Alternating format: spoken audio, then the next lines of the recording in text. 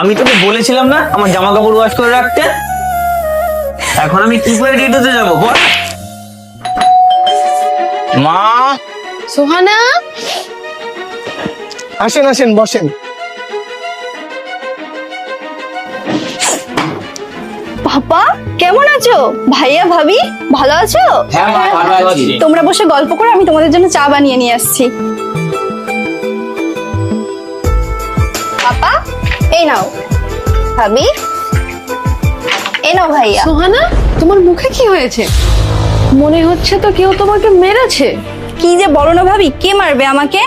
গরমে চুলকিয়েছে হয়তো, তাই লাল হয়ে গেছে। সামনের মাসে 1 তারিখে তোদের বিবাহ বার্ষিকী, মনে আছে তো? তোদের প্রথম অ্যানিভার্সারিতে পাপা একটা পার্টি আয়োজন করেছে। আজ থেকে সবাইকে দাওয়াত দিতে শুরু করেছি। মা, তাহলে তোমরা একদিন আগে চলে এসো, সবকিছু ম্যানেজ করতে হবে তো। বাপ, তাহলে তোমরা সকাল সকালে চলে এসো। ঠিক আছে। সাবধানে যেও।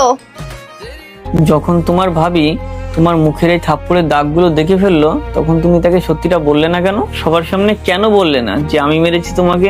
আমি ওই সমস্ত মেয়েদের মতো না যে নিজেদের মধ্যে ছোটখাটো ঝগড়া অশান্তি বাবার বাড়িতে জানাবো। আজ যদি আমি সবাইকে বলে দিতাম তুমি মাঝে মাঝেই আমার গায়ে হাত তোলো, তাহলে তাদের চোখে তুমি খুব খারাপ হয়ে যেতে। তারা তোমাকে আর কখনো আগের মতো জামাইয়ের সম্মান দিত না। কিছুক্ষণ পর রাগ ভেঙে গেলে আমরা আবার আগের মতো সংসার করব। কিন্তু তুমি তুমি আমার আব্বু ভাই ভাবির কাছে আগের মতো সারা জীবন খারাপই থেকে যাবে। আর একটা কথা শোনো, আমি এখানে তোমার সাথে সংসার করতে এসেছি, সংসার নষ্ট করতে নয়। আমাকে মাফ করে দাও সোহানা, আমার খুব ভুল হয়ে গিয়েছে। আমার যতই রাগ হয়ে যাক, আমি আর কখনো তোমার গায়ে হাত তুলবো না।